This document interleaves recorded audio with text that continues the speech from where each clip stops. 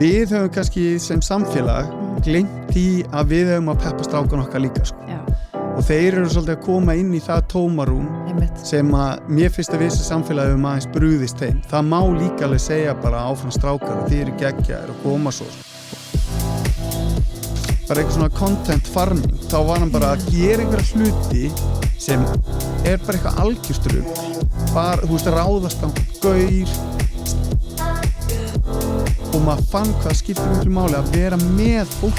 Það var mikill munur á að vera með þau í skjánum og vera með þau í raunheimu. Jó, velkomin. Takk fyrir, heiður að koma. Já, og margir þekkja sem bæði rithöfund og svona námskeiðahaldara, eða ekki? Jú. Og fyrir sterka stráka. Já, öflugir strákar. Öflugir strákar, einmitt. Og sko, þú vinnur væntanlega með börnum alla daga. Já, svo ég náttúrulega rosa mikið, hef verið að þjálfa mjög mikið og spila mikið íþróttir. Þannig að ég með svona mjög sterka bakgrunn í íþróttum. Já. Og ég búin að vera að þjálfa mjög mikið líka. Hvað er það að þjálfa börn, ekki? Já, ég reyndar að þjálfa meistaraflokk núna, en ég hef þjálfað alla flokka, bara úlingalandslið, akademíu, yngstu, handbolta. Já, það? Yes. Þannig að ég er að þjálfa eins og meistaraflokk núna, það er mjög unga stráka og unglið, þannig að ég hef verið að vinna með börnum og ungmennum á mismunandi sviðum og stöðum og svona. Þannig að Já, okkur langar svo, sko, út af því við höfum fengið alls konar fólk í þáttinn til okkar. Núna síðast hjónabandsráð, eða svona fjölskylduraðgefa. Ok, hvað ekki var það Kristín Tómas? Nei, en okkur langar að fá hana. Já, þið værið að fá hana. Já, það var algjörlega næst að skrifa hjá okkur. Hún er með sterkar stelpur, það ekki? Jú. Já, þið væri svona pústlið. Já, við byrjum náttúrulega saman. Já, einmitt. Í þessum bransa. Þetta er eiginlega allt henni að kenna að ég fór að skrifa og halda námskeið og eitthvað. Þetta var eiginlega, hún hringdi í mig bara upp úr þurru. Já. Ég hef verið með hana aðeins í sálfræðinni. Já, þú ert með sálfræði bakgrunn. Já, ég er búið með BS, ég er búið með alla kursana og hálft meistaraverkefni í master í félags- og vinnusálfræði. Já. Svo er ég með diplóma í jákvæðri sálfræði. Vá, flott. Já, mér langaði, kona mín er sálfræðingur sko, hún er búin að gera það þannig. Já. En ég hef meira áhuga á svona öðrum kvöldum í sálfræðinu. Og jákvæða sálfræðin var geggjuð fyrir mig, mér var til að svona læra meir hana. Já. Okay. En allavega, Kristín ringdi mig og hún ringdi mig bara upp og þurru og þetta er svo fyndið hvernig hlutinir breytast oft og bara ef maður hefur hugur ekki til að kýla á þetta þannig að hún er svo köld sko. Líka bara svona fólk sem getur breytt lífiðinu. Já, og líka bara þú að þóra. Já, líka. Þannig að hún hafði sambandið með og baði mig að skrifa fyrstu bókina sem ég skrifaði sem heitir Strákar. Þá fór þetta ævintýri að stað. Hvaða ár var það? Við þið að tími líður svo ótrúlega hratt sko, ég er búin að skrifa 8 og róstöðandi bækur í röð. Þar undan gerði ég myndi segja svona 12 ár síðan að þessi bolti byrja að rúlla sem ég er búin að vera síðan bara að fljúa með. Já, ég hef heyrt sko að samfélagið okkar vantir svo svona sterkar frægar karlkyns ímyndir. Vist, sem er ekki þessar skemmandi á Instagram og TikTok. Já, svona bara manusbyr. Já. En það var hugmynd í bakvið og róstöðandi til dæmis. Það var að búa og það er svolítið skemmtilegt að fyrir einhverjum 2-3 árum að þá hafði sambandið með einn bókasafnsfræðingur sem vinnur á Borgarbókasafninu. Þá hringdi mamma einhvers stráks í hana og sagði: átt þú einhverja bækur fyrir mig þar sem að er strákur sem er jákvæð fyrir mig? Já, það er svo mikið af þessum barnabókum í dag einhvern veginn, ég ætla ekki að nefna henni nöfn en svona neikvæðir, ég getur þetta neikvæð í garð svona eitthvað sóði, klaufi akkurat, hrekkjusvín þú veist, eitthvað svona sko. Það er svo vanta bæði fyrir unga drengi svona uppbyggileg fyrirmynd og líka úlingsdrengi, en það ekki?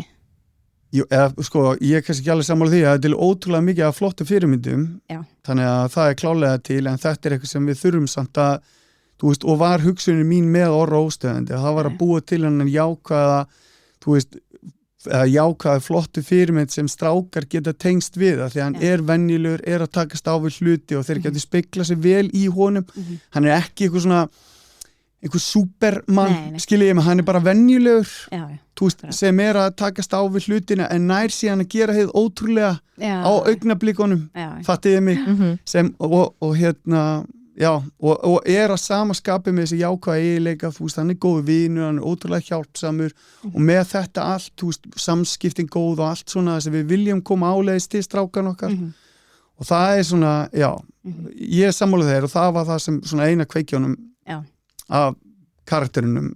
Svo var ein bók sem ég var að standa svolítið út þegar ég var að skoða listan af bókum sem þú skrifað, það var Tölvuheimurinn. Það sem kom út í COVID, var það ekki? Jú.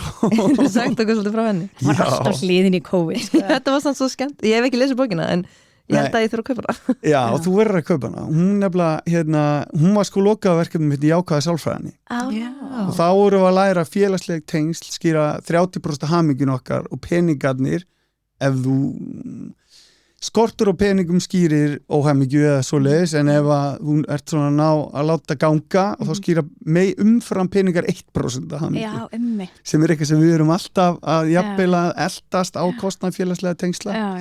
Svo þegar við vorum í COVID, þá var ég í þessu jákvæða sálfræði og voru 5 lotur.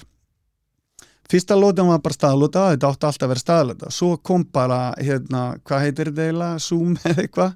Teams og þetta, ég er búin að reyna að bæla þetta inn í. Bara gleyma. Og við tókum næstu lótur næstu 2 eða 3 lótur af því og það var, fyrsta lótan, ok, fæn, svo var þetta bara glatað, sko. Við vorum byrjað að hitta strákarnir því muni eftir þessu, gegnum Zoom eitthvað svona, ræðilegt. Svo kemur þessi gat og það var akkurat þegar lótan okkar næsta lóta og kom svona mátti hittast eitthvað bara í 10 daga eitthvað og þetta hitti akkurat á vikunni sem við vorum í og það hefði engin tíma til að vera í skólan þegar voru allir að spjalla. Við vorum öll bara og ég fann bara orkuna. Ég fann bara eins og D-vitamíni, flæðin æðir þegar maður með fólki og að skiptast og bara og maður fann hvað skiptir miklu máli að vera með fólkinu. Hvað mikill munur á að vera með þau í skjánum og vera með þau í raunheimum. Akkurat, raunheimakasti. Ég náði en og þá átti ég að gera lokaverkefni og þá fikk ég hugmynda þessar bók bara, vá, hvernig væri ef að lífið væri bara svona, væri bara alltaf fyrir fram á skjáin. Þannig að ég og leiðpínu þannig í smá stund þetta væri bara að fara að vera alltaf svona. Já, allavega kannski, eða eitthvað konar breytt samfélag. Ég misti af þessum blóti, ég var í fæðingarólofi. Ég var enda líka í fæðingarólofi. En bara var það bara heima. Ég óttaðist svo sem ekki endilega þetta yrði alltaf svona, en ég óttaðist kannski að því að kom mikið umræðinni að kannski myndu við þróast meiri að vera svona þrátt fyrir að heimurinn yrði eðlilegur á ný, skiljum. Ég held að það hafi gerst, að bæði jákvætt og neikvætt, að vinnustæðir sáu að það væri alveg hægt að lega fólki að vinna heima. Sem ég stið 100%. Algjörlega, sem minnkar umferð og bara allt annað. Já, og bara geggja að vera heima. Við erum líka vanar að geta tekið til dæmis fundi, fjárfundi, fólk í útlöndum, við þurfum ekki að fljúa yfir hálfan heiminn til þess að tala saman. Og það er oft mjög svona góði fundir að þeir eru svona aðeins skýrari, það er ekki, fer ekki neitt blaður eins og gerist átt. Þá er þetta svona meira direkt, bara búm, búm, búm. Já, en svo er líka næs að hittast, bara eins og þú ert að tala um í þessari lótu. Já. Ok, þannig að þú en þú varst að koma að því með eldri úlingana, þá varst að tala um fyrirmyndina sem við erum með þar. Sko, ég er náttúrulega ekki úlinga, en ég heyrði þetta bara einhvers þar að drengjum skorti þetta allan í okkar samfélag, en það er kannski ekki endilega rétt. Já, sko, við erum með fullt af flottu fyrirmyndum, 100% bara, en þessa fyrirmyndi sem kannski strákarnir er verið að beina þeim gegn með algoritman og bara með þessum áhrifavöldum eða þannig, þú veist, það er eitthvað sem ég hef mikla áhyggjur af og eftir ég horfði á þessa mynd þarna mann og spyr sem ég reikna með þessi og kannski búin að sjá og þá er þetta bara glæpamenn, sko. Og þeir eru bara með aðganga unga fólkin okkar sem er svo áhrifagjarnt. Og þegar ég á, sko, einn svona minn er að klára Vestló og hinn er að klára 10. bekk, þannig að ég er svona með á, þú veist, akkurat á þessum árum. Og og auðvitað hefur maður tekið eftir þessu sem foreldri hvað efni er þó maður sjá aldrei allt sem þeir eru að sjá en maður svona reynir að fylgjast eitthvað aðeins með og það áttaði mig ekki á þessu alveg hversu bara svona hvað maður að segja, bara meðvita þetta hjá þessum gaurum, þú veist, þeir eru bara að reyna að græða pening á krökkunum okkar. Þeir eru að vísa að kaupa einhver hlutabréf í einhverju eða kaupa eitthvað bitcoin eða eitthvað og svo fá þeir, þú veist, 10% að því. Þeir eru að gefa þeim auglýsingar að eitthvað svona bet síðum, þú veist, svo fá þeir 10% að því. Þú veist, þeir eru bara að búa til eitthvað efni að þeir fá X upphæð með við, þú veist, þetta snýst allt það. Já. Þú veist, þeir eru ekkert að reyna að vera góðir, þú veist, að hjálpa á neitt, sko. Þeir eru bara að græða pening. Þeir eru að búa til þess að ímynd í rauninni að þeir séu ríkir og með allt á hreinu, vera að selja þá ímynd. Já. En raunveruleg salan sko að þeir að borgina okkur námskeiði mitt og eins og það borgina eitthvað bitcoin og þetta er bara píramítasönd. Þetta er bara píramítasönd, þetta er bara glæpa menn. Þetta er það. Og ég tók eftir einu sem ég áttaði mig ekki á hversu rugglaður heimur þetta er fyrir en ég sá þessa mynd og þetta gefur mann svo góða innsýn inn í þetta. En það var bara eitthvað, hann var bara með samningu við eitthvað fyrirtæki og hann var bara með eitthvað live stream og var að ná X og X mikið að views, þá myndi hann fá X mikið pening og þá fór hann í það sem hann kallaði bara eitthvað svona content farming. Þá var hann bara að gera einhverja hluti sem bara eitthvað algjörstrugl, bara, þú veist, ráðast á einhvern gaur, segjandi einhverja, þú veist, hræðilega hluti gyðinga eða, þú veist, í maníka þetta var bara eitthvað svona algjör þvæla bara til þess að fá, þú veist, popp upp eitthvað svona, eitthvað sem fólk fer að klikka á, þannig að hann muni fá hana pening. Þetta er rosalegt, sko. Já, þetta er mjög hræðilegt. Og ég heyri svo oft núna að ungir strákar, í svona miðstigi í grunnskóla og kannski eldri, bara þekk ekki svo vel til, en þeir ætlar að vera youtuberar. En þú veist, fyrir, ég veit ekki, 20 árum ætlu strákar að vera eitthvað annað heldur en youtuber, allt inn þetta bara, nei, ég ætla bara að ríkur á því, þetta er allt inn bara orðið svona eitthvað neginn trend. Þetta lítur eitthvað svo spennandi út og það lítur út fyrir að vera ókslega gaman og það er fullt af vinum og það sé... Ég er bara eignast mansion. Já, og verða ókslega ríkir og eitthvað, þannig að sjálfsög þetta tælandi fyrir strákana og það er líka búið að sannfæra það inni að það keyrum á Lamborghini og vera með nokkra kærustur í tækinu og koma svona fram við hinn og þessa að það sé bara lífið og þannig sé bara best að vera. Þá verður þau hamingjusamur. En eins og maður sá inn í þessum þætti þessari mynd, þetta er ekki hamingjusamt fólk. Nei, en það sem þeir eru að gera er að þeir eru að tala svolítið inn í svona tómarúm. Við höfum kannski sem samfélag gleymt því að við höfum að peppa strákan okkar líka, sko. Já. Og þeir eru svolítið að koma inn í það tómarúm sem að mér finnst að við sem samfélagi um aðeins brúðist þeim. Það má líka alveg segja bara áfram strákar og þeir eru geggjaðir og koma svo og það er það sem þeir eru að gera, þeir eru að lokka inn með þessum svona skilabóðum, hey, rífið í gangi ræktina og það er svo sem bara ok, skilur bara flott, en þeir eru ekki gerðið í góðum tilgangi. Það er það sem að en varandi YouTubers og svona, það er kannski aðeins öðru vísi, það eru ofta að spila tölvuleiki eða búa til eitthvað og svona. Já, þetta er alls konar tegundir. Já, þannig að það er svona... ekki að versta, sko. Mér finnst bara svo fyndið, þetta var svona starfsgrein sem var svona svo, ég ætla að vera lögreglumæður fyrir 30 árum síðan. Svo er YouTuber núna. Já, en þú veist, það er strákar að náskeiðun og mér sem vilja vera YouTuber og mér finnst það svo sem bara, þú veist, flott og bara vera virkursamt og fara út og gera, þú veist, ekki passa að festast ekki alveg fyrir fram á skjáin. En það er líka fullt af strákur sem vilja vera bara eitthvað annað. Já. Eitt strákur náskeiðum daginn, þetta fallast svar sem mjög æfminni séð. Þegar vorum að ræða, þú veist, stóri draumur þinn og teiknu markmið og alls konar svona. Hann skrifaði að ég ætla að vera góð manneskja. Wow. Bara hafið síðan sætara en það. Svo verður að segja strákarnir okkar séu ykkur í vesinni, skiljum við. Þeir eru svo geggjaðir. Við þurfum bara að taka betur utan það og stíðum og við þurfum, og ég held að segja eitt sterk bara mikilvægasta markmiði hjá okkur sem samfélag núna er að við þurfum að byggja upp sterka stráka, öfluga stráka sem standa af sér svona kjaftaði sem er á netinu núna. Sjá í gegnum þetta. Sjá í gegnum þetta og þurfi ekki á þess að halda. Þú veist, þeir verða ekkert ginnkeiftir á svona bulla því að þeir sitja bara vel í sjálfu sér. Og það er svolítið það er kunst, öruglega. Ja, þú veist, það er bara verkefni okkar. Við þurfum bara að byggja upp sterka karaktera.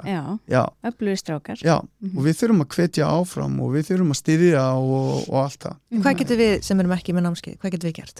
Hvað getur við foreldrar gert? Setta á námskeið hjá honum. Já, minnur þess að milli. Þess að milli, svona. Við erum búin að setja á námskeið og núna ætlum við að halda fram að ala upp bara sterka flotta stráka. Ég á marga stráka og þetta þetta skiptir mig ég held að allir, það svo ótrúlega margt sem maður getur gert, ég meina við getum unnið að því að hjálpa þeim að vera með jákvæða sjálfsmynd, við getum hjálpað þeim að setja sín gildi sem svona frábær stóð fyrir sjálfsmyndina því að það bara stöðu grunnu til að byggja á þannig, við viti hvað standi fyrir og allt svoleiðis.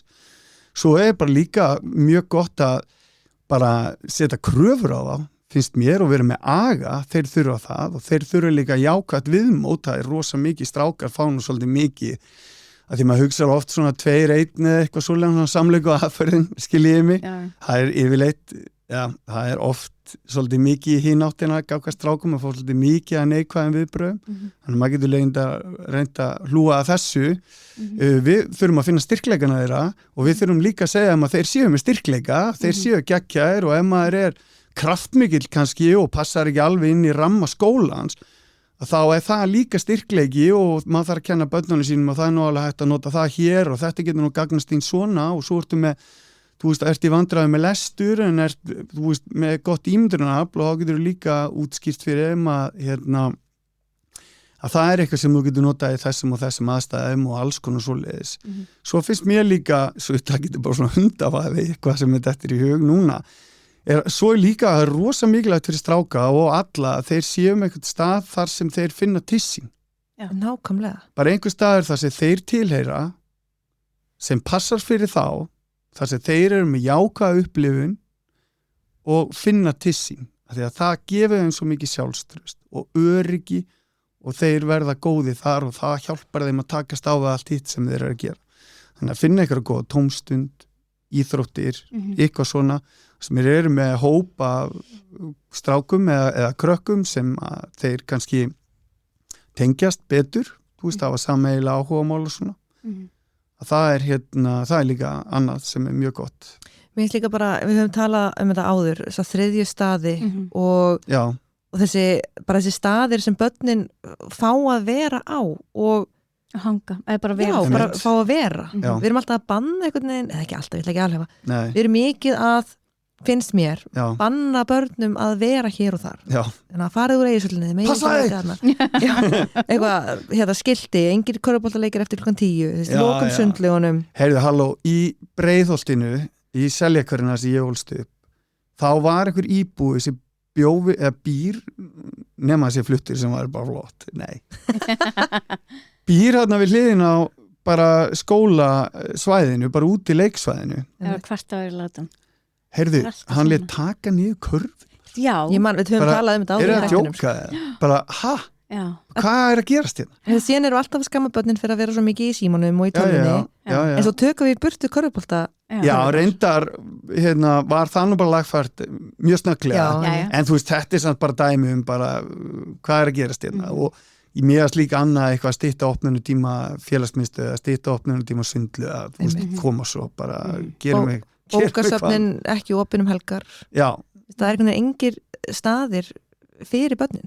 Það er allt og mikið svona en ég er rosalega glaður og stoltur íringur að því við erum með þetta fallega hús sem við erum búið að byggja fyrir okkur upp í Skógarseli að þar eru krakka velkomnir og það er ótrúlega flott og það er svo heilbrigt að við viljum bara að krakkarnir séu þar að leika sér og hafa gaman og þau hafa gert ótrúlega vel og ég veit að mörg íþróttafélög gera þetta því miður náttúrulega er Egilshöllin rekin af einkaaðilum og það náttúrulega flækir málið töluvert þannig að en þetta er risaatriði og þetta skiptir ótrúlega miklu máli krakkarnir hafa eitthvað athvarf geti verið einhverstaðar að leika sér og við séum að hvetja til að reyna aðeins á sig Einmitt.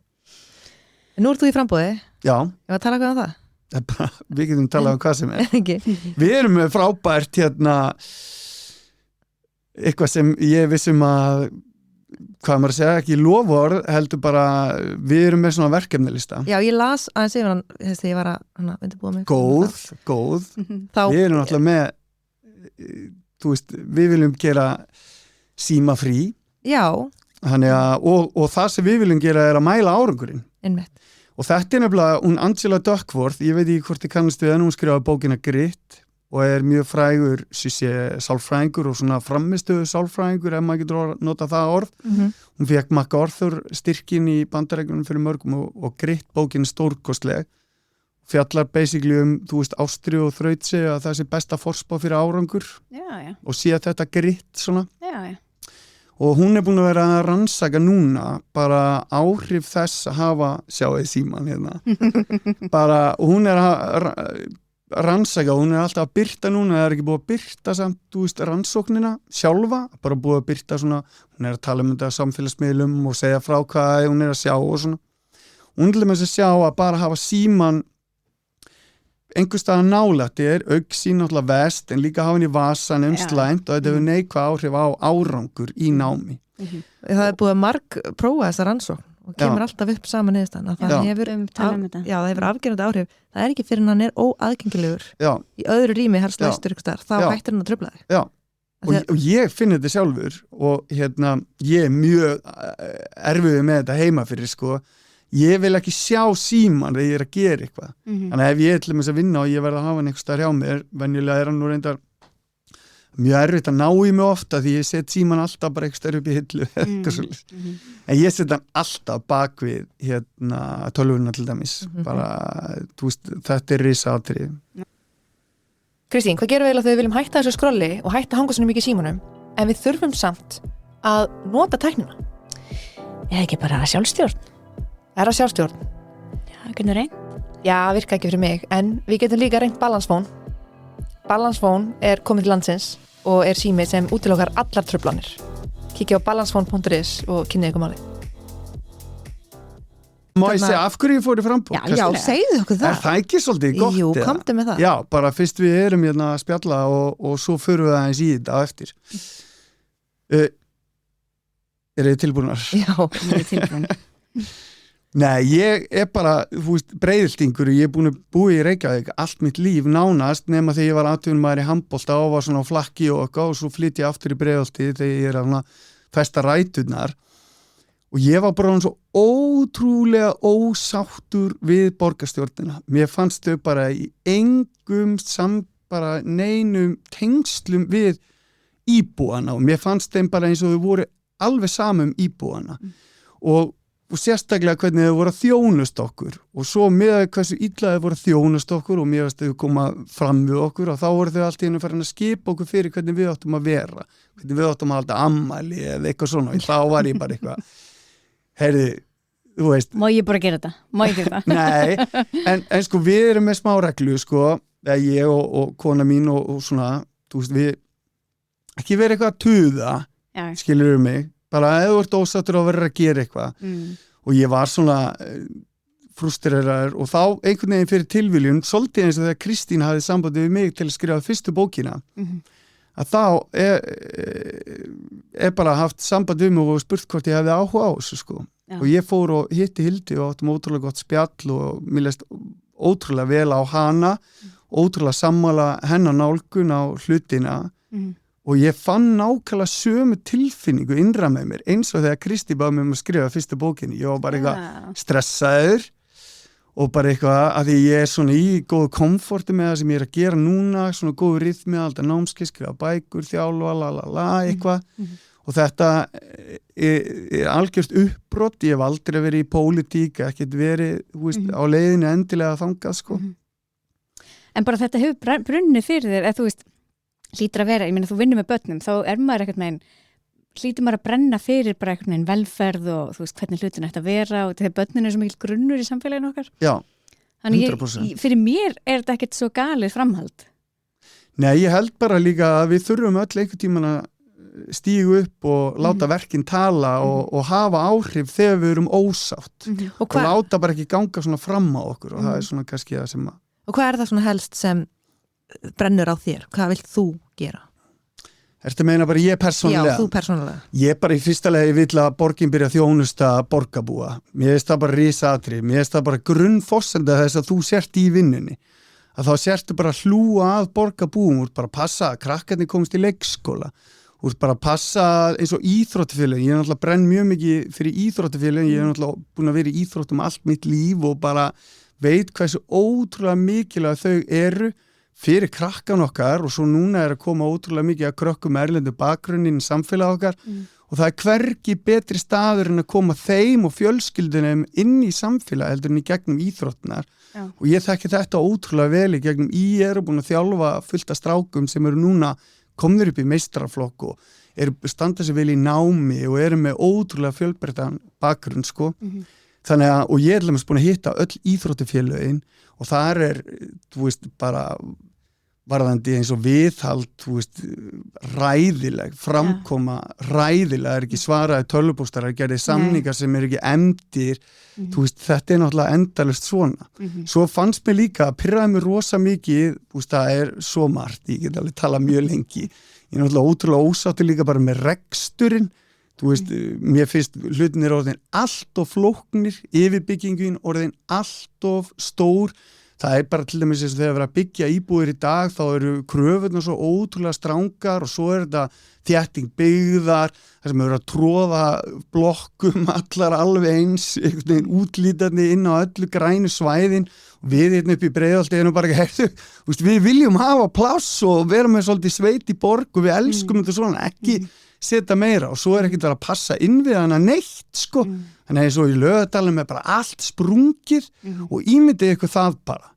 Þú ert í Laugardalnum, það allt sprungið og bara Ármann sem með stórkostlegt starf í körfubolta hefur eiginlega engan eða hræðilegan aðgang að íþróttahúsi.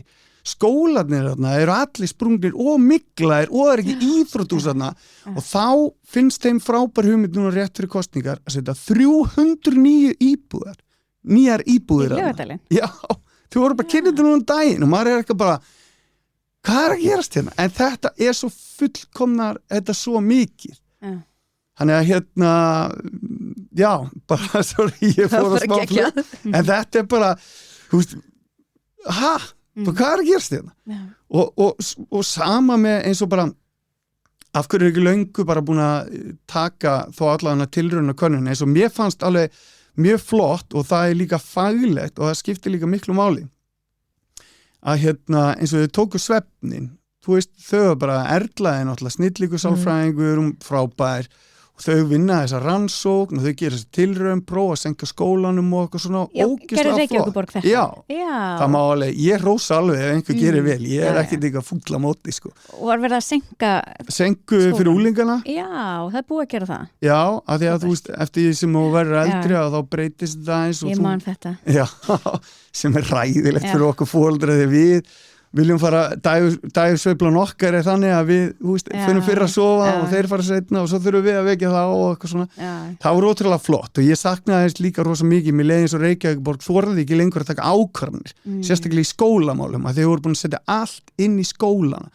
Bara hver skóli fyrir sig átt að ákveða hvort það yrði símabann eða ekki í staðin fyrir þau myndu bara vera fullorðin að segja bara, heyrðu, við sjáum hvað að gerast, við skulum skoða þetta, tökum hérna tilraun og gerum bara mælega rannsókn á sig sem gerðum með svefnin, þetta bara eins og Akureyrarbær gerði og eitthvað svoleiðis.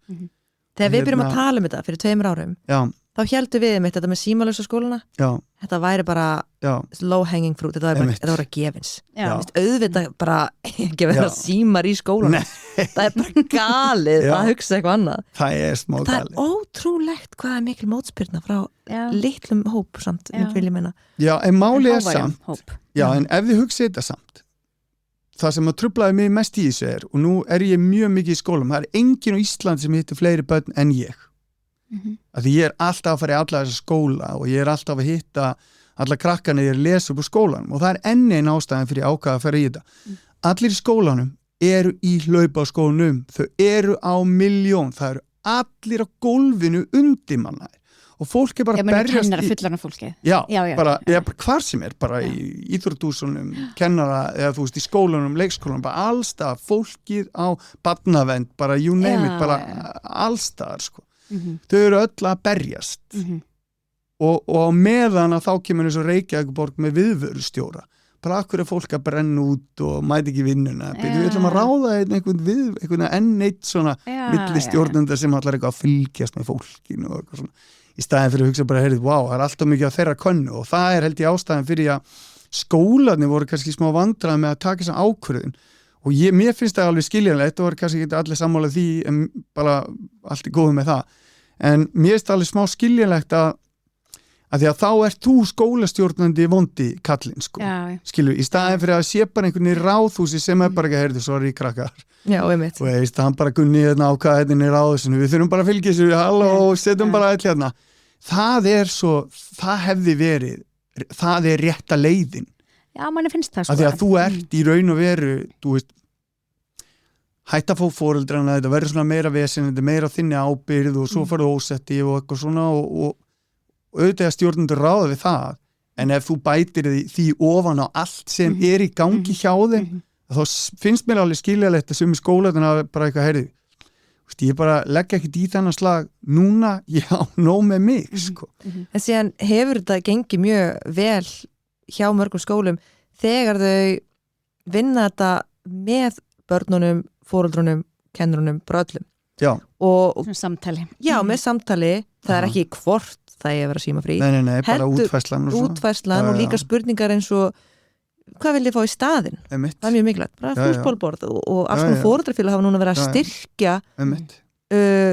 bara skólana til að kaupa pingpongborð eða það er svo valdeflandi þegar þið hafa eitthvað um þetta að segja það er nefnilega, það er galdurinn það er að gefa þér hlutdeild í málinu þannig að þú sést svona það sé ekki verið að bara þú átt að gera þetta svona heldur, getur við saman og þá, þú veist en ég nefnilega, sonu minn er sko, ég er búin að eiga bæði, svo sé eitt strákurinn minn var í skóla sem var ekki símalaus elsti strákurinn minn, en yngri strákurinn minn er búin að vera í skóla sem er símalaus og það var svo geggjað að þetta var bara eitthvað í fyrra eða eitthvað svona, þá var hann eitthvað vesenast niður í IR og var að fá að lána hann eitthvað bolt á eitthvað svona og var að taka þetta með sér heim eitthvað, ég bara hvað er að gera með hann bolta, bara svona svampbolt eitthvað sem hann ætlaði að fá að lána hann ég bara eitthvað, hvað, okkur er að taka þetta sko, við erum búin að vera í vító í frímó í skólanum, ég sagði bara eitthvað geðvikt, að því að eldri sonu minn þau voru bara alltaf í einhverju tölvuleikjum með eitthvað svona dóttir í frímó þau voru bara símónum í frímó og eitthvað svo leiðis En við, okkur á skólingi með bolta? Ég veit ekki, skólum á pottið með bolta og eitthvað skilur mig, það var alveg en já, mjög jákvæmt já, þeir voru bara eitthvað og ég sagði bara, vá, geggja, auðvitað á þetta að vera svona og þetta og þetta snýst nefnilega ekki síman, endilega sko, mér finnst síminn sem tæki ekki frábært, þú veist, ég er alveg á því að þú veist, maður sér bara krakkan og þau halda á þessu bara eins og sé eitthvað eins og Ring of the Lords bara eitthvað svona það er ekki tekið eftir alltaf það er nú einhver vísbending að það sé nú kannski eitthvað smá bóið við þetta þannig að síminn sjálfur sem tæki er bara svo ótrúlega öflugt og allt sem er í honum er þar en óbyrðu nú fór ég aðeins af en ég náði því en þetta snýst líka hvað hann lætur þið ekki gera og mér finnst þetta svo ótrúlega fólk gleymi þessu af hvað tíma þetta er þetta snýst ekki endilega bara hvað þú ert að gera í símanum þó að við vitum að hættuna þar og allt það er ekki gott þetta snýst líka hvað ertu ekki að gera þegar þú ert í símanum og ert ekki að samskipti og ert ekki í handbolta eða ert ekki að fara út eða ég veit ekki Þetta kallast fórnarkostnaður, þetta er það sem þú ákveður að gefa á kostnað einhvers annars og það getur verið bara mjög dýrkeypt að sinna áhugamálum samskipti, svefn hreyfing, ótrúlega mikið. Mér langaði mitt svo að heyra frá þér að þú myndir varpa ljósi á einhvern veginn þetta í kringum krakka eða stráka og ég veit ekki ég er með eitt geggja dæmi ég er með frábært dæmi sko. Hræðilegt en frábært líka sko það er mjög skýra reglur heima á mér við erum alveg frekar hörð með þetta öll börnin mín eiga síma en við erum búin að vera frekar hörð með þú veist, bara hvað ert með hvað upp úr með og allt svo leiðis mjög hörð með alls konar bara hvað þú ert með síman og svona og aldrei sími þegar þú ert að borða eða þú veist, eitthvað svona og við erum að hvetja til að leggja og geima þeim þegar við erum saman og alls konar svo leiðis en það er ekkert allir þar og ég man eftir, ég var að þjála að ég voru allir 5. flokki í handbolta, þeir eru þarna 8. bekk eða eitthvað svo leis og ég fer með þá til Akureyrar keppnisferð og þetta var svolítið að gamla skólanum kannski voru 4. flokki yngri eða eitthvað þeir eru eitthvað þarna á unglingsárunum og ég bara með á hvort sé bara eitt jafnvel eitt fóreldri viðbúti eða 2 mestarlegin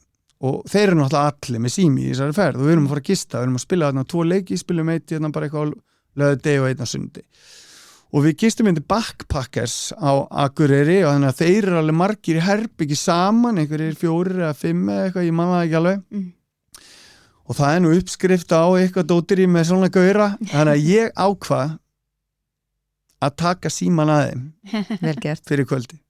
Þannig ég bara bankaði að ég var búin að segja þeim og svo mætti ég og ég tók alla símana og svo ég var einn í herbyggja þannig ég var að segja með þetta bara við hliðina á mér. Hvað er það margir símar? Þetta eru einhverjir, ég held við höfum allan að verið 16 eða eitthvað. Já, ok. Þetta var alveg smá slatti sko.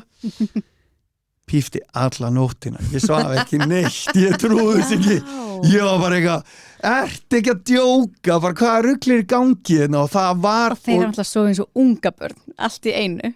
Já, þannig að þessi nóttina. Ég veit nú ekki alveg með það, en þeir voru kannski eitthvað að spjalla en allt í góðu, ótrúlega geggjaði gaurar, frábærir, dýrka á.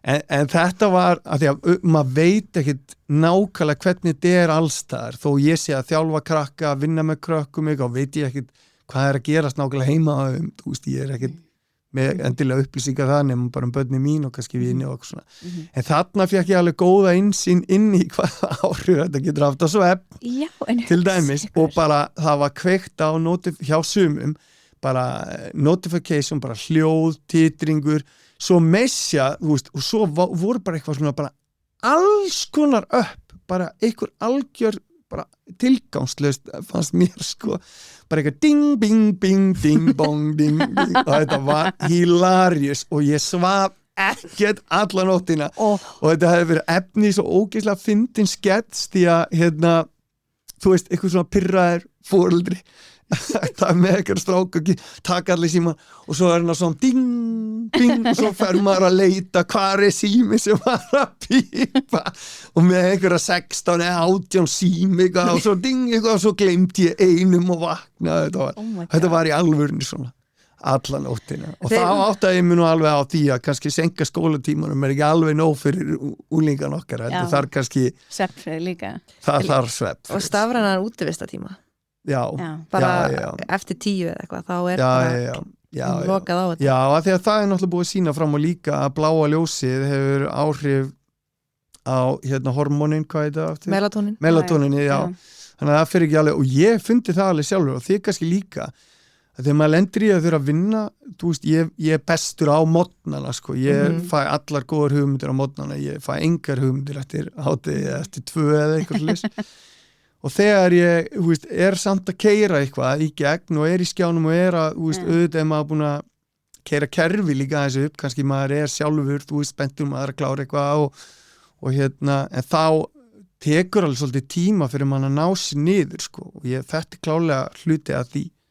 Já, það sem hjálpa mér ógeðslega mikið er að ég tók náttúrulega símann út af svefnherberginu eins og ég sagði hann og setti bók í staðinn og les hverju kvöldi og ég mitt lendi oft í þessu að því ég er í fæðingarorlofi og með ungbörn og svona maður kemst það er mjög dýrmætur tími í það að vinna það er mjög erfitt að vinna og stundum þarf ég að taka svona sirpur á kvöldin og þá í finnarleysa tilfinningu maður er alveg víraður en líka bara komin í eitthvað són og bara bing, bing, bing einhvern veginn, klárar alls konar hluti af og maður svona er með að stoppa er með að hætta bara að vera skynsamur nú ætla ég að loka tölvunni og fara að sofa þegar kallinn kallar á mig og bara, ætla ekki að fara að sofa þannig ok, jú, ég gerði það og þá þarf maður ekki að ná sér niður og það hefur virkað bara sjúklega vel fyrir mig og vera bara með einhverja bók það má ekki vera bók sem æsum upp það má ekki vera einhver fræðibók ég er að lesa eina, The Digital Delusion ég má ekki lesa hann á kvöldin því þá er það reið sko.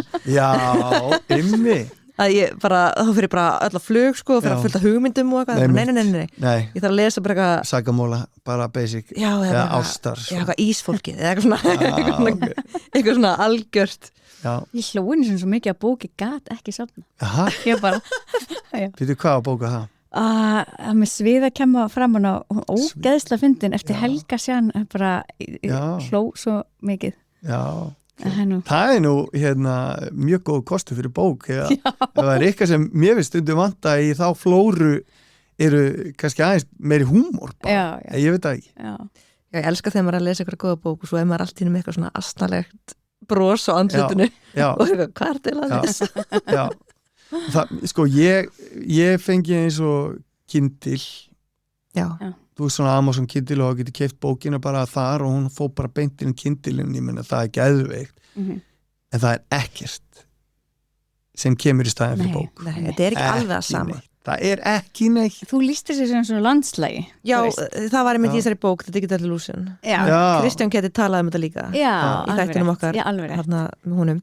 Annars er þetta alltaf bara skroll á sama kassanum. Já, þegar þú ert að lesa bók að þá sérstaklega eitthvað sem þú vilt kannski muna eða rifja upp, segjum þú að læra eitthvað og þú ert að lesa í bókinni og síðan manstu, hvað var þetta sem stóð þarna og þá manstu svona sirka að það var þarna niðri hægra megin á cirka þessar svona mörgum blöðsum áður eða eitthvað og þá getur svona gluggað tilbaka og alveg það var þarna og þú ert með svona yfirsýn yfir bókina, yfir það sem þú ert að lesa svona eins og landslag, eins og standur upp á hól og sér svona yfirsýn en þegar þú ert með þetta á skjá þá ert alltaf að skrolla og þetta er alltaf svona one dimensional þú veist, þú hefur ekki þessa yfirsýn þannig að þú getur ekkert fundið aftur að rifja upp og ert ekki með þessa staðsetningar í haustum að þér.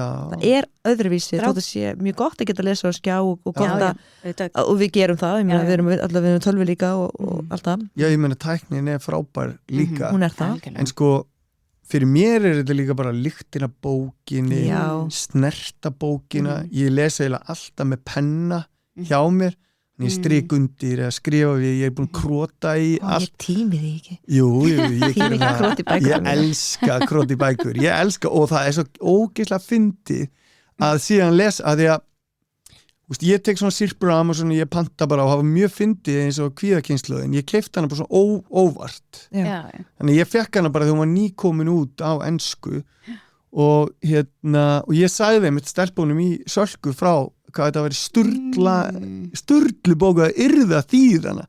Gott að finna einhvern svona nörd inn í þennan hóp. Ég var líka alltaf eitthvað pingað þau, sendaði e-mail og þau sögur aldrei e-mailum en ég var alltaf að senda message á Instagram viljið þið þýða bókina? Svo gerðu þær og þær sendu mig bókina og þær eru náttúrulega stórkostlegar og geggjar og allir að fara í bókabúðina þeirra og kaupa bókina. Viltu endur taka hvaða bók? Salka, já, einmitt. Hefur þið séð nýjastu bókina frá Jonathan Haidt og sama efni, The Amazing Generation? Nei. Nú er ég að reyna að fá þig til að þýða hana. Já. Ég með sér með hann í. Já, ok. Nú skaltu vitna í hana. Vá. Þessi, ég keypti hana á Amazon. Já. Það er svo gaman. En þetta er svona The Youngest Generation, kvíðkynslaðin, nema skrifuð til barna og úlinga, svona til að valdefla þau og útskýrir rauninni bara hvernig tæknin virkar og sem er nákvæmlega það sem þarf að gera, það þarf bara þessa fræðslu sko. Og svo ógeðslega flott líka þetta er bara teiknimynd þetta er bara svona, teiknimyndasaga og í lit og allt ógeðslega flott The Amazing Generation eftir Jonathan Haidt og Catherine Price, ég mæli með að fólk lesi hana. Ég veit að hún er til á ensku í Sölku núna en ég væri ekki til að fá hún í íslensku en hún er ekki með þessi sama cover sem er að það er eitthvað önnur réttindi tengt því frá einhvern listamanni en allan að smá hérna út eitt úr þessa bók bara neka gott það er ógeðslega góð sko ég spurði fjölskyldur en að Tedda frá lausninni fjölskyldur aðgjörn, þú veist, við langaði bara svona rétt að dýfa puttanum honi að þú veist, ég giskaði á að samfélagsmiðlar og internet óhófnótkun kæmur upp í 95% viðtala og mér langaði svo líka ekkert meina forvinnast hjá þér þegar þú ert að vinna með sko hópa börnum og mér finnst sko eins og ungir drengir kannski kringum þú veist bara 6-7 bara fyrstu stigum kannski eða fyrstu bekkjum grunnskólans mér finnst þetta svona algjörlega marinerar í þú veist, þetta er bara þeirra menning marinerar í tölvuleikjum að þú veist, ef þeir eru ekki að spila þá eru þeir bara í Minecraft leik eða þeir eru að vitna í ég nú gleymi öllum sem orðum það er bara svona ég upplifið eins og þau séu bara marinerar í það er svo mikið menning hjá þeim tölvuleik, þú veist, þeir eru að safna ég man ekki allir þessi orð upplifið þú þetta, þú veist, hvernig Ég náttúrulega fæ ótrúlega marga stráka á námskeiðin tímum og ég fæ bara ótrúlega fjölbreyttan hóp. Auðvitað eru flestir í einhvers konar töluleikja spilun. Já, sem það er ekkert að því. Nei, og það er nefnilega, ég meina rannsóknir alveg sýnt að það getur haft jákvæð áhrif og það hefur góð áhrif á samskipti þeirra og síni mínir eru á fullís og þetta er hilarious og það er alveg gott líka. Þannig að svo fæ ég einhverja sem eru ég myndi alls ekki vilja aðhlafa of mikið í þessu ég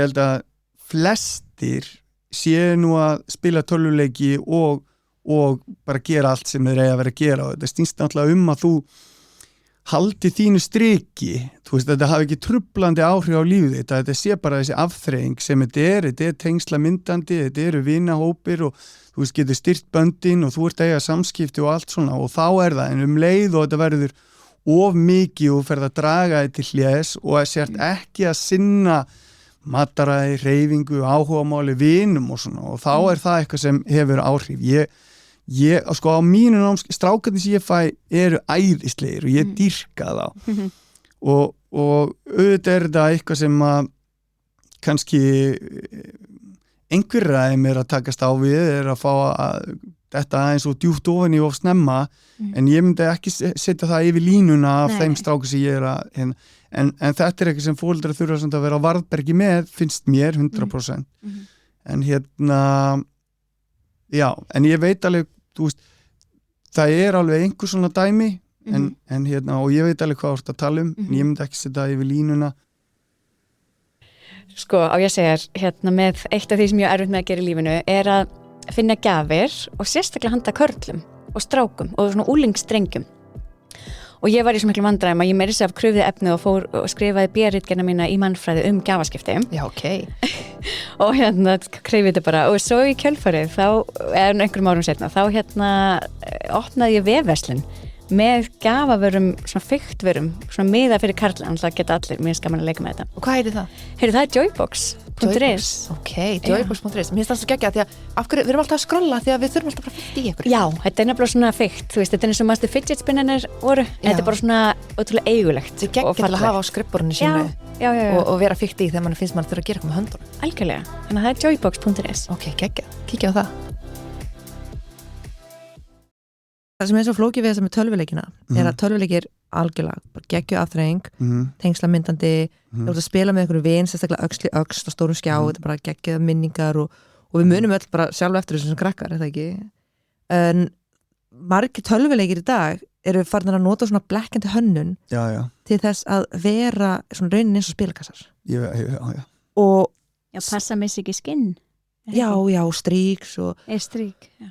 Og þú ert að fá þessa pay to win og svona og þú ert að fá þessa sterku jákvæða svona hlutfallsstyrkingu þannig að eins og spilakassarnir þetta er nefnilega akkurat máli þannig að þú veist aldrei hvenær þú vinnur þú veist og svo bara þegar þú ert mögulega kannski að fara að hætta að þá bing færði eitthvað akkurat og svo heldur áfram og þeir eru náttúrulega hannaðir af sálfræðingum og atferlisfræðingum og mál með þessi töluleiki líka, þeir hætt aldrei þeir eru aldrei búnir. Ég elska svona töluleiki sem eru raunir eins og bók þú bara kaupir allan leikin þú áttan og það er alveg einhverjir töluleiki sem eru þannig og þú spilar hann bara svo klárar það bara senast að borði í Super Mario Bros. Og svo bara getur bara geggju upplifun bara getur loka bókinni og opnar aftur auðvilt og er líka bara eins og, þetta er bara list tölvuleikir eru list að mörgu leiti og þetta er menningarlegt og mjög fallegt en það er búið að eitra rosa marga töluleiki með þessum svona dark patterns, blekkjandi hönnun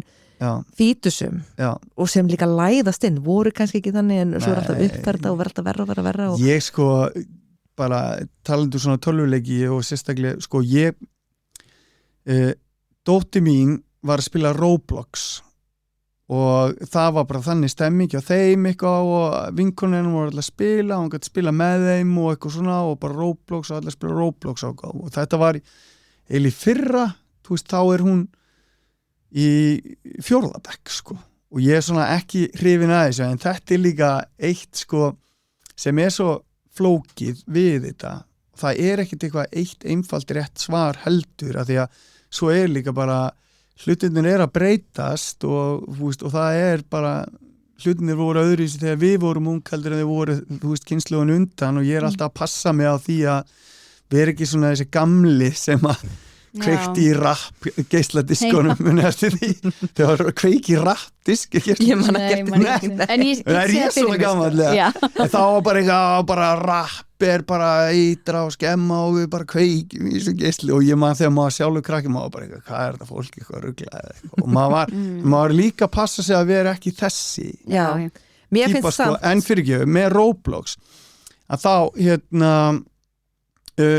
þá bara ok, fæn og eitthvað bara einhver leikur ég var búin að kíkja á þetta hjá henni, þetta var bara einhvers konar mömmu og eitthvað allan að þar voru eitthvað að spila, bara ég var í húsinu mín og þarna vinkonum mín og hún kemur það voru saman, ég bara ok, flott eða bara ekkert mál svo bara, var bara með að spila og ég eitthvað, já, og svo ég eitthvað inn í herbyggi hún hjá mér, ég vildi ekki hún var eitthvað ein í herbyggi í símanum, bara var hérna hjá mér og ég var svona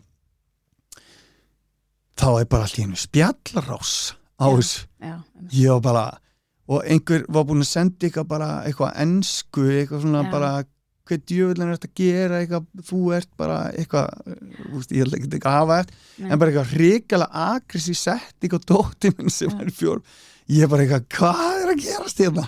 Svo mikið synd og þetta væri svo flottu vefur ef ekki væri fyrir þetta, ef þetta væri ekki ég er með því líkt mikið á móti Roblox já, við bara, og í kjölfarið þá bara, finnst þú ekki gamaldags fyrir að það er ekki ánægð með Roblox? Nei, ég veit það þetta snýst nefnilega, þetta er ekki einfalt eða sem ég er að segja, eitthvað sem lítur þarna út fyrir einfalt og hefur jákvæð áhrif ég meina þau eru bara svo allt í einu kemur eitthvað svona og bara heyrðu, wow, hvað er að gerast hérna, ég bara, út með þetta og bara hafði samband til foreldrana og þetta er trikkið við þetta þannig að veistu hver Chris Hansen er?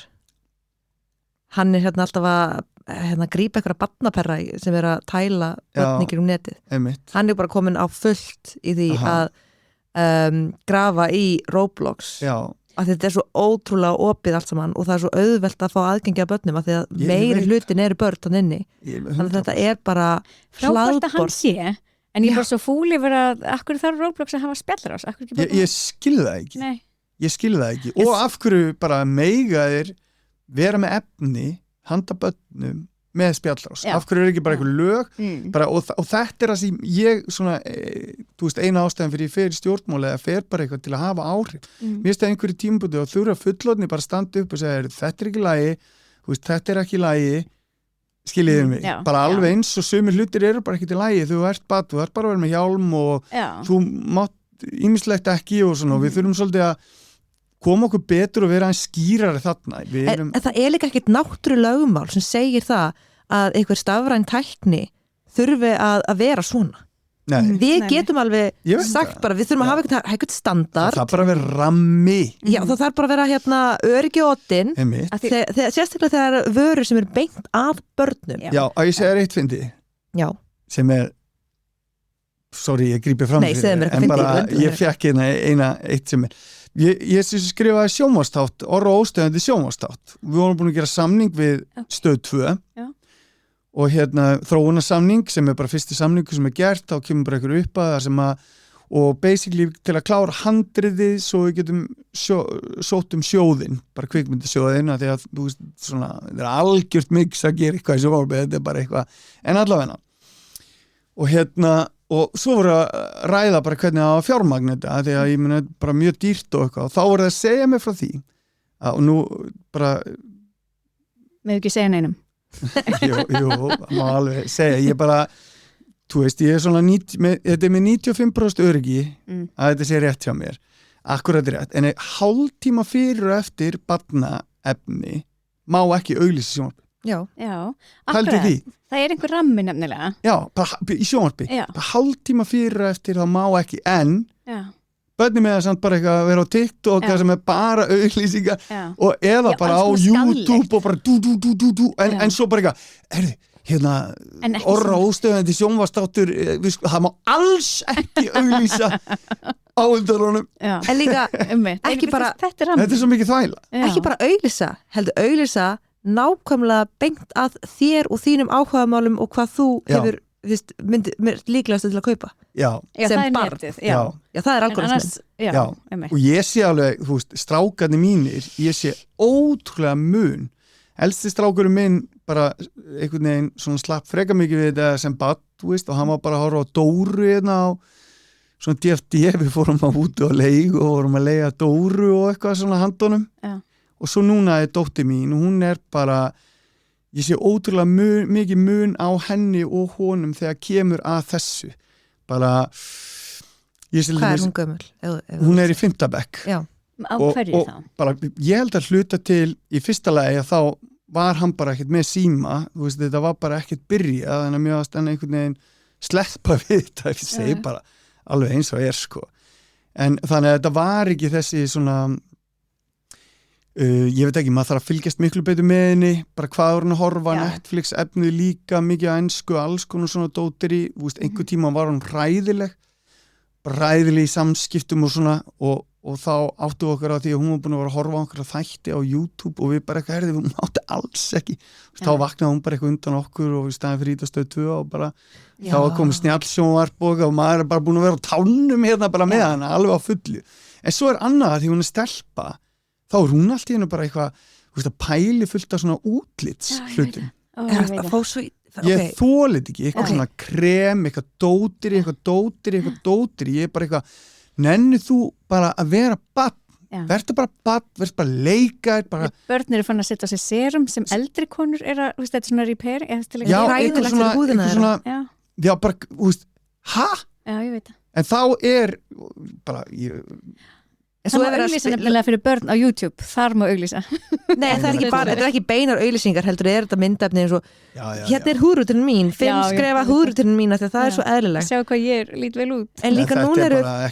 Þetta er bara, að því við vorum að tala um manusber áðan, sem er eitthvað sem við þurfum að passa upp á strákan okkar. Já, ég veit það. Er til eitthvað öðruvísi fyrir stelpur því að þetta er ég að sjá fyrir dótti mína og já, bara átröskun og þetta bara... Já, ég segja, mætti kalla þetta bara eitthvað spear, eitthvað women spear, eitthvað, ég veit ekki hvað, en þú veist, en þetta er sko ekki síðu skaðilegt. Nei. Og ég sé að ég þarf og við hjónin þurfum að bara passa hrikalega vel upp á hana í tengslu við að hún sé bara ekki að fara að meta sig að verðleikum út frá einhverju svona dótiri sem hún er að fara að setja framan í sig eða, þú veist, eitthvað svoleiðis. Það er svo glatað. Það er glatað. Ég vil bara hún sé barn og ég vil bara hún sé, þú veist, ég er alltaf að kenna henni að, þú veist, það snýstu bara hver hún er, sko. Já, það munur ekki hjálpa. Já, að hún, einmitt. Þetta er trikkið fyrir mig. Þetta er yngsta barni og þetta er dótti mín og svona hún. Er hún með snjálfsíma? Já. Líka bara að gefa henni balansfón? Hefur heyrt um hann? Það er endur algjör snill. Ég var búin að heyra um hann. Það er snjallsímið sem... Ekki með öppum? Jú, með öllum öppum sem þú þarf mögulega að nota. Af því að, þú veist, af hverju er hún með snjallsíma til dæmis? Þú veist, hvað þarf hún að nota? Eina ástæðan fyrir því að hún á snjallsíma er að því að vinir hennar eiga snjallsíma. Það er svo erfitt nefnilega. Það snýst alltaf um fólksamstöðu. Það er svo erfitt að vera eina fóreldri bara, nei, mín reyndar fær ekki þið með leggja henni einhelti fyrir það Já, eða sko, ég gerði smá mistök með elsta stráki minn, ég var aðeins og harður og það getur alveg þá ert að missa af og svona og þetta er svo vand með farið þannig að hérna, en já, það er bara eina ástæðan ég myndi bara ef að allir myndi, bara er það best sem myndi koma fyrir mig, senka þessu bara eins mikið og hægt væri en hún er bara með hennar blessaða síma og við, þú veist, bara erum svona frekar vakandi og meðvituð, myndi ég segja en hérna, en fyrir ekki balans. Já, balansfón. Ertu búin að heyra um þetta? Ég var búin að heyra um þetta en ég veit greinlega ekki alveg nóg mikið um þetta. Hann er nýkomin í sölu í íslenskum verslunum. Hann er núna komin í Nova. Já. Þetta er sem sagt bara Samsung sími, snjallsími. Já. Nema hann með fyrirfram uppsettu forriti sem þá lokar fyrir alla samfélagsmiðla, tölvuleiki klám, veðmálasíður dating app, streymisveitur en þú getur notað fyrir allt það sem er gagnlegt eins og samskiptaforrit, þú veist WhatsApp eða eitthvað Messenger, náttúrulega Já, Messenger, e-mail Þannig að þetta er bara venjuleg sími sem er bara með innbyggðu kerfi sem lokar á allt svona eitthvað rugl að því að pæli í því að börnin okkar getur bara eitthvað, eru einu klikki frá því að fara bara einhverjar klámsíðu. Nei, nákvæmlega. Það finnst mér algjörlega sturglast. Þetta tekur samt ekki ábyrgðina frá foreldrum, ég meina þú getur haft family linkin á þessu líka og þú veist að þú vilt ekki að þau séu inn á einhverjum öppum, þú veist, af ykkur ástæði WhatsApp eða einhverjum öðrum öppum sem eru leifð, þá getur þú gert það líka og sett screen time og allt það. Já. En þá allavega getur þú samt sitið í þeirri rólegur í því Já, það er náttúrulega að barnið sé ekki fara að geta séð klám. En fyrir okkur iPhone fjölskylduna? Nei, þetta er bara Samsung. Köllum eftir í að bara velja frelsið, færi Samsung. Að því, sko, foreldrar líka svo ótrúlega mismundi mikið í stakk búnir til þess að vera á tánum og vera með þessi forrit og vera með þessar hindranir restriction, þú veist, að börnin að sé að fara einmitt á þessar síður. Já, við erum búin að fara og fyrir utan sko að vera mismundi vel í stakk búin, bara tímin okkar. Það er ekki að búast því að allir foreldrar séu tölvunarfræðingar og tæknistjórar. Nei. Já, og hafi tíma. Já, eða bara kunnáttu. Ég segi kunnáttu líka, sko, að því að þetta er alveg smá flókið. Mér fannst það, við erum búin að fara alla hringi með þetta allt saman og við erum búin að prófa þetta allt og það er alltaf verið hringi, þetta er búið hérna tíminn og byrju Já, en þannig að þú lærðir af því að þú varst kannski of strangu þá við svona. En það er bara þetta fóldrasamstöðu. Við erum alltaf að tala um þetta endar alltaf á því. Þú veist að ef fóldrasamstæðan er ekki, þá bara það er allir þetta og það er kannski 3. Og þú veist, það er ekki hægt að vera fóldri barnsins sem er síðast. Já, ég meina, segjum bara, til dæmis segjum að allar vinkonurnar að spila eitthvað tölvuleik. Já. Og þú getur bara ekkert spila tölvuleikin og það er glata. Algjörlega. Þá ert þú bara út undan. Þannig að þú lendir að ef þú ert þú veist, skilur, þú getur samt alveg verið harður og bara tekið ábyrgð á hvernig þú ætlar að gera hlutina og ég er bara... Já, þarf frekar sterk beini í það, sko. Já, en þetta er líka bara trikki, sko. Það er ekkit endilega best eða hvað, ég veit ekki. Allavega, þú veist, getur að haft skaðleg áhrif á bara félags. Já. Þú veist, félagsleg tengsl og bara félagsstöðu bassins þíns sem er líka sem er mjög mikilvæg á þessum árum. Það var ekki stemming fyrir því að fá foreldrarna saman, standa saman og sleppa þessu? Bara sleppa öllum snjallsímanum. Já. Það eru margir að gera það núna. Já. Rosa vinsælt, sérstaklega í fyrsta og öðrum bekk. Já, ég meina, hlutin hafa náttúrulega breyst ótrúlega mikið, finnst mér. Síðan 2 árum. Mér finnst við hafa farið bara fljúandi ferð einhvern veginn og erum svolítið að finna lendingarsvæði vonandi fljótlega, sko. Já. Og þetta er náttúrulega eitthvað sem maður hefur svona alltaf haft trú á að myndi gerast. Eina sem byrjar mig hvað þetta er búið að taka ótrúlega langa tíma. Það er svona ég hef alltaf verið á þessari skoðun að þú veist, símarnir séu sígarettur nútímans. Það er bara það sem mér hefur fundist og ég man alveg hvernig það var að vera í flugvél og það mátti reykja í fremri hlutanum en ekki aftar hlutanum. Þú er svo unglegur, hvað ert eiginlega gaman? Ég ætla bara að segja það, bara með 4 árum á millakar. Ég man ekki eftir þessi. Ekki heldur. Að já, þú veist, og líka bara vera á veitingastaða og borðið við hliðina og reykja, en þú mátt ekki, þú veist, ég man eftir því, ég man eftir reiksvæðanum á veitingastaðanum. Come on, ég held að, þú veist, og núna hugsa maður tilbaka og þú veist, eins og bannað að reykja skemmtistöðum og svona, allt þetta þú veist, þetta tók heillanga tíma og þetta voru einhvern veginn búið að taka sér ákvarðanir og það var allir bara eitthvað þetta er fárlegt. Þetta er bara ekki næs. Mátti reykja í flugvél, bara hvað rugl er þetta? Já, einmitt. Og ég held að þetta verði alveg eins. Ég er alveg pottitur á því og mér líður eins og þróunin sé að fara en mér finnst þetta að taka of langa tíma fyrir minn part, sko. Vissið þú, Kristín, að athygli er eitt að verðmætasta í heiminum í dag? Já. Nei, ég átta mig ekki á því. Þetta kallast athyglis-hagfræði. Og fyrirtæki er að keppast með kjafti og klóm athyglin okkar. Ekki bara sín á milli, heldur bara við allt í lífin okkar. Og ég tala svolítið þetta í mínum fyrirlesturum. Þannig að ef þið viljið læra meira hvernig tæknin virkar, hvað við erum að gera bak við tjöld á, þá er ég með fyrirlestra fyrir bara alla tegundur og hópum, hvort sem það eru fyrirtæki, foreldrafélög, nemendur, úlingahópar, hver sem er. Ok, og hvað heitir það? Stafrænvelferð.is. Þannig að ef ykkur vantar fræðslu það hvernig tæknin er að stela athyglin okkar og hvernig hún er hönnuð til þess að halda henni, þá getið ég heyrt í mér stafrænvelferð.is. En í lokin renna bara yfir hennar lista hérna, eða ég er ekki með listan sjálf, bara svona það sem ég tók úr listanum. Já, ætlar að segja mig hvað þú ert ánægðist með eða hvað þú vilt að það er mjög spennt með þessu símafrí skólum að mæla árangurinn, það geggjað. Já. Talað læsi, efla læsi og kaupa fullt af bókum. Veistu hvað gerðist til dæmis í fyrra? Eða senast eða þessu kjörtímabili snemma á því? Hvað?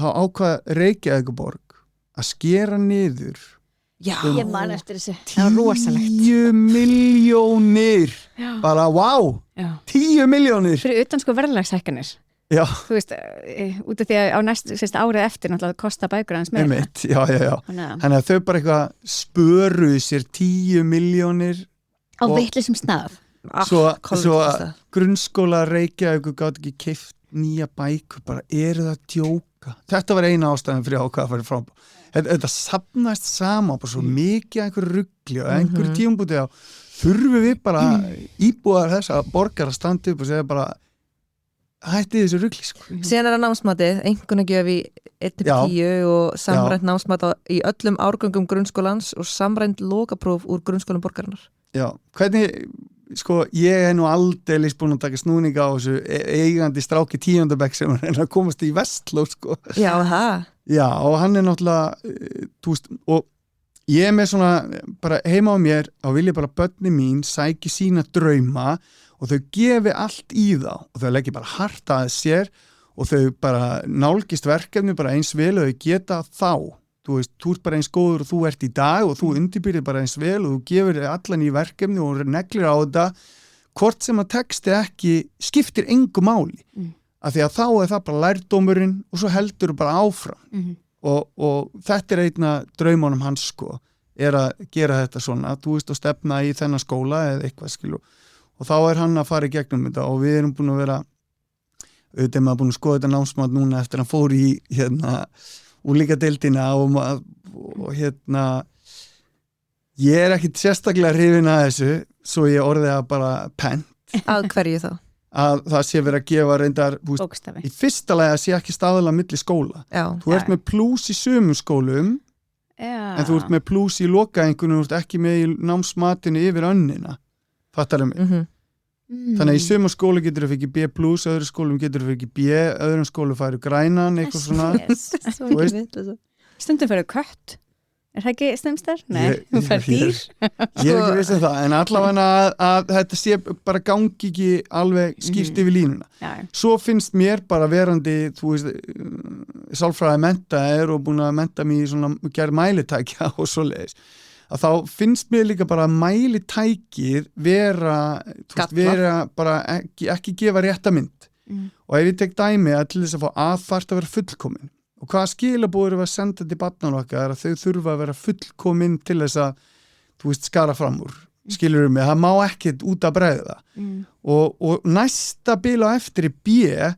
og það er allt og breytt bil þú veist, og ég man, hann fór í eitthvað próf og þá reiknum við þetta og var með 7,3 eða þú veist, þá var bili 7,3 til 9,3 eða eitthvað og það er enginn að segja mér að viðkomandi sem þú veist, er að fá þetta og að þeir séu með sömu hæfni að því að vera með þetta hæfni við mig þú veist, það er svona og þetta er ekki skýrt og bæði getur verið letjandi fyrir þann sem vill standa sem bara ok, ég fæ alltaf B, það er ekkert eitthvað eða getur verið kvíðavaldandi að því að þú veist hann vill standa sig og hann bara eitthvað, en ég verða að fá að, þú veist, og það má ég ekki, skiljiði mig, annars er ég bara að falla og svo er þetta líka blekkjandi fyrir foreldra og margir á að tala það að þeir vilji vita hvað barnið sitt raunverulega stendur. Þannig að þú heldur kannski að barnið stendur vel, en það er kannski bara með mjög neðarlega í viðmiðunum eða þú veist, í hæfninu.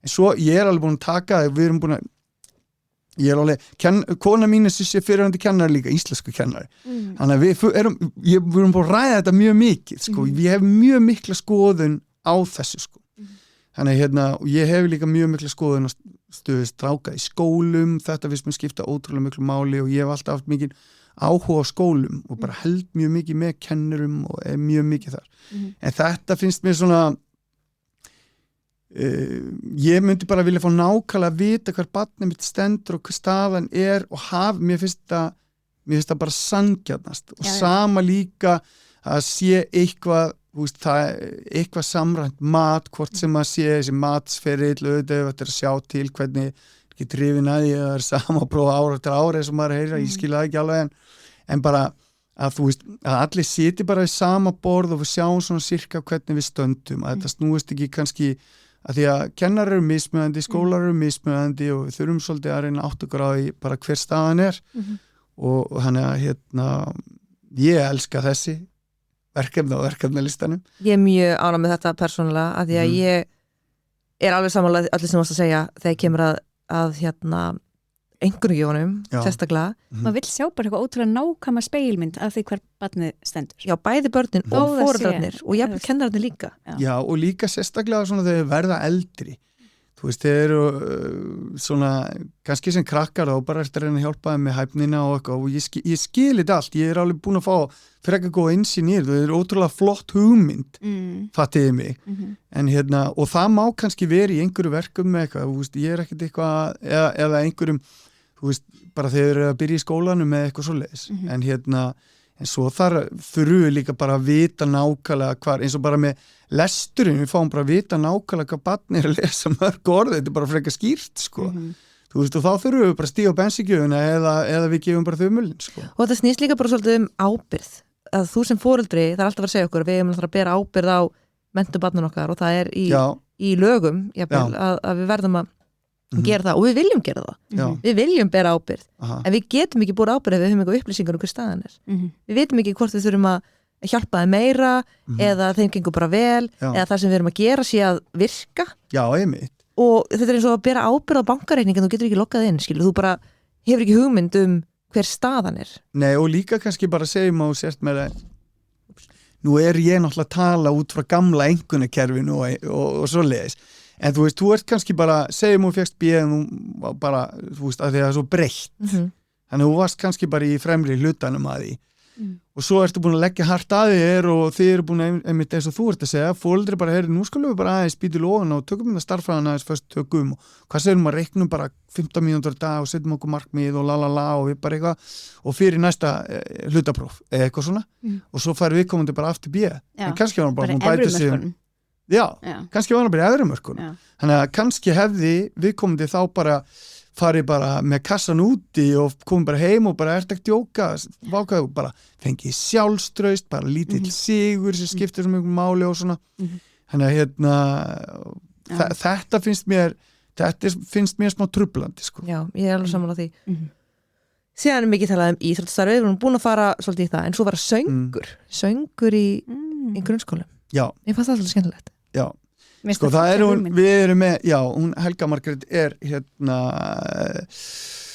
hún er sem sé, nú ætla ég að reyna, hún er sérfræðingur á þessu sviði, hún var búin að sýna okkur fram á rannsókn sem sýndi að þegar krakkar syngja, þá bætaði sig í getur að hjálpa þeim að vera betra að lesa.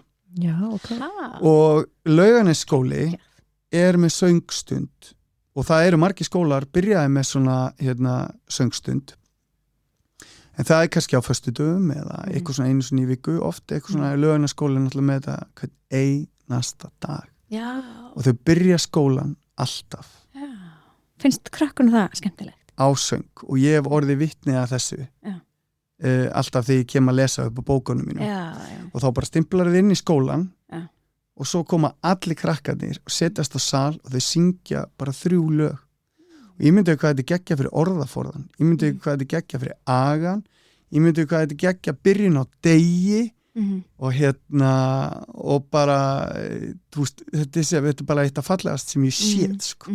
Og þau sitja öll og bara hlusta syngja bara og bara, syngja og hlusta og þú veist, og bara geggjuð í þessu og það er engum sem finnst þetta eitthvað skrítið eða kjánalegt eða eitthvað. Þannig við erum klálega og viljum íta við þessu, en eina ástæðan fyrir að þetta er ofta erfitt er að það er ekkert endilega tónlistakensla í hverjum einasta skóla og það vantar einmitt fagfólk bara í þessa stétt eins og fleiri, þannig að það þarf að styðja við það. Og svo er eitt sem ég kom mér óvart, ég minnst að gegja en stóð út úr Við ætlum að hefja skóræktar átak með grunnskólabörnum í Reykjavík. Já, þetta er geggjað. Já, hvað betra en að vera út í náttúru? Nákvæmlega, vera meir úti í raunheimum. Mjög falleg, mjög falleg markmið. Í náttúrunni. Já, við ætlum líka bara bæta við hreyfistundir sem er svo mikilvægt fyrir stráka og alls konar, allt þetta skiptir svo ótrúlega miklu máli. Og bara fara út í náttúruna, ég meina, gróðsetta tré og fylgjast með þeim vaksa og bera ábyrgð á þeim eitthvað svona er náttúrulega ótrúlegt. Sorry. Nei, ég ætla bara að þakka þér fyrir að leyfa röddina heyrast í þessu. Já, þetta er náttúrulega bara samspil okkar allra. Ég er í ótrúlega góðu liði, ótrúlega færu liði, fólk, það er allir komnir bara því að þeim langar að breyta, vilja hafa áhrif og vilja gera góða hluti, þannig ég er rosalega glaður að vera hluti af þessu liði og ég á alveg þátt í þessu verkefnilista eins og við öll og það er það sem ég er ánægðastu með að þetta er bara listin okkar þetta er það sem við viljum gera fyrir Geggjað. En þá var ég að spyrja þig í lokin af því að við vorum með hana Bergþóri hérna í síðasta tíma eða þar síðasta þætti hvað með spjaldtölutan í skólum? Hvað finnst þér um það alls? Já Það er búið að umræða þetta nýlega. Já, ég meina, ég bara, sko, ég sagði það áðan að ég er mjög hrifin að bara halda á bókinni, sko.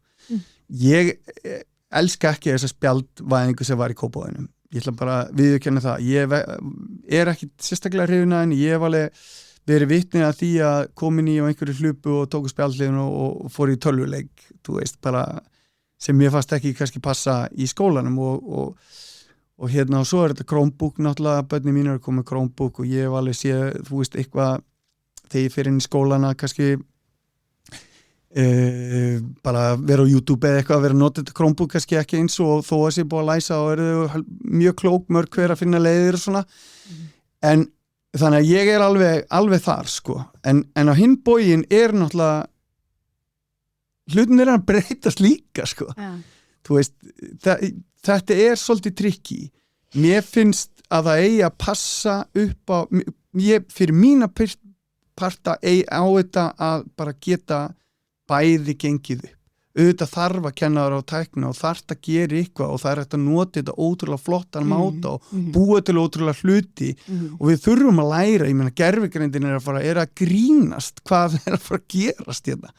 Þú veist, það er bara næsta, bara erum við, þú veist, hvaða bók er að fara að lesa sem að, þú veist, við erum ekki eins og byrja að snerta toppina ísækuna þar, þannig að við vitum ekkert hvað er að fara að gera nætt.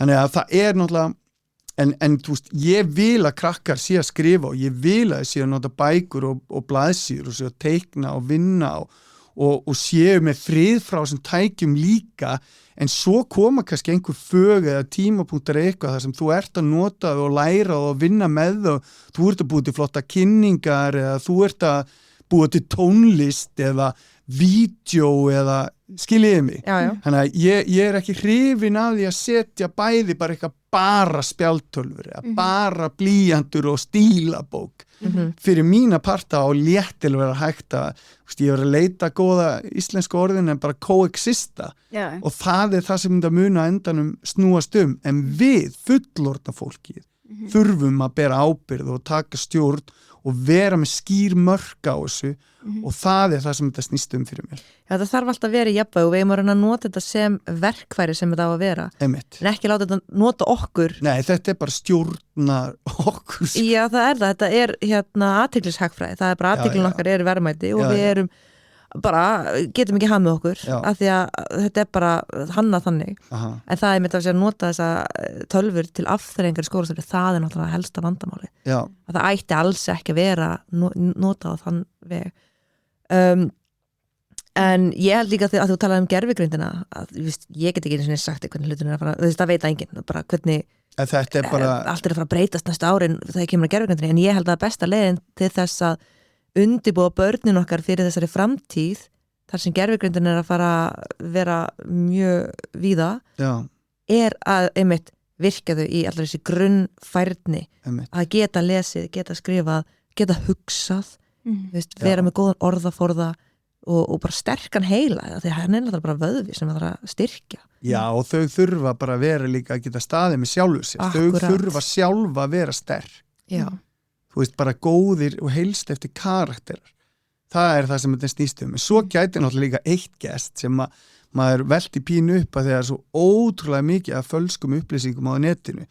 Að ég finn það bara fyrir sjálfa mig og mikið af bara einhverju rugli sem bara flæðandi inn á, ég veit ekki, mest kannski eitthvað Instagram, Facebook eða eitthvað, ég svona kannski mest þar. Maður bara eitthvað, að maður bara takja sambandi, sko, þú veist. Ég held í alvegni að þetta gæti, þú veist, fælt fólk frá þess að þetta verður bara svo mikið kjaftaði, bara endalaust, ég meina endalaust einhver vídeóm sem bara gervigreind, sem bara eitthvað kjaftaði og bara vera búa til eitthvað frækt fólk, eitthvað svona verið bara eitthvað svona verið að búa til eitthvað viðtöl og... Ég held að þetta gerfugreindi minni bara einilega samfélagsmiðla, þetta með bara jarða þetta. Það gæti klálega að fólk verið bara ekki að heyrðu, hvað rugl þetta? Og bara tekið við sambandi og bara ekki að heyrðu, þetta bara, það ekki horfandi á þetta eða Ég sá á einhverjum þræði, einhver svona Claude gerfugreinda Facebook-grúpu. Það var að spurja þau hvernig þau að nota Claude, ég veit ekki hversu sagt þetta hvort það bara algjört bull svar. Það var að spurja þau hvernig þau nota Claude til þess að hjálpa sér að búa til efni á samfélagsmiðlum. Og það var bara eitthvað sem sagðist vera bara búin að setja þetta upp þannig að hann var bara með bara brandið sitt á þinni og fylgta fyrir póstum og fylgta dóti og gerfugreindi var bara að búa til allt efni fyrir hann, póstaði öllu og mæla árangur og búið til efni síðan út frá því hvað var að virka og hann rétt svo bara fór yfir þetta stundum. Já, haldís. Ég ætla ekki að selja dýra en ég kefti það. Nei. En ef þetta satt þá þú veist fyrstulega, þá ert ekki búið til efni þú veist, það ekkert engin sköpunagleði, það engin sköpun í þessu í rauninni. Nei. Og þegar, ef allir fara síðan að gera þetta þú veist, þá er þetta bara að skemma internet og það enginn að fara að horfa á þetta. Já, og þetta samme með tónlist, skilur við, ef allir bara ég búið til tónlist, þá verður þetta allt bara sama og þetta sama og við erum að sjá eins og með storyteller búið að vera, þú veist, það er náttúrulega í mínum bransa, þá er fólk pirrað. Já, allavega kannski að gerfugreindi sé að fara bara basically kopja eins og bækurnar mínar og búið til einhverjar svipaðar, skilur við mig. Er storyteller að gera það? Þú veist, þeir hafa verið bæði að nota við þýðingar og svo alveg byrjað að koma ykkur svona gerfugreinda bækur eða eru í, þú veist, gerfugreinda rithöfundar eða eitthvað. Þetta alltaf að gerast og Storytel var nú bara einhvern tímann á fundi með gerfugreinda eða eitthvað svona sýndi og við sáum það. Það vakti ekki mikla ánægju með að lokkar en ég svona trúi því að kunnin muni alveg sjá í gegnum allt þetta rugl og einmitt það sem þú ert að segja, þessi frumleiki sköpunargleði sem við höfum og það muni alltaf vinna að lokum og þetta verði bara svona eitthvað, já, bara sama lagið, sama bókin og þetta verði bara svona voða flatt einmitt. Og leiðilegt og já, einmitt. En svo bara, þú veist, en við vitum ekkert hvernig þetta verður, þetta að bæta sér svo ótrúlega mikið með hverju einustu bara svona uppfæslu eða nýri þannig við býðum bara spennt. Þannig við getum ekki, sko ég er svolítið því að við erum að reyna að kenna krökkum tæknilæsi í skólum og það er allt gott og vel. Ég held samt að það sem við erum að kenna þeim í dag, það bara ekki að fara að vera viðeigandi eftir 10 ár þegar þau eru síðan á vinnumarkanum. Þetta bara að fara að vera allt öðruvísi heimur. Allt öðruvísi. Og ég held að það sem við ættum að vera að setja púður í einmitt grunnfætin. Já. Og kenna þeim að lesa og skrifa og hugsa. Já, ég er ekkert endilega sammála þessari setningu að það þarf bara að kenna þeim að umgangast tæknina. Nei. Þú veist, má líka kenna þeim að umgangast bara að fá sér eina sígaret í einu. Eða bara, þú veist, drekka í hófið. Já, byrja salem, þú veist. Ég er ekki sammála því, þú veist, þú átt að sjálfsögðu að fræða og allt þetta og kenna og lalala, en svo ert þú fullorðin. Og þú þarf líka bara að setja reglur og mörk. Og þar sitt ég svolítið í þessu. Já, þetta er búið að vera geggjað. Já, við höfum getað verið hérna í allan átt. Ég heyri það. Ótrúlega gaman að koma. Takk kærlega fyrir komuna og gangiði vel í kosningunum. Já, takk kærlega fyrir. Takk fyrir mig.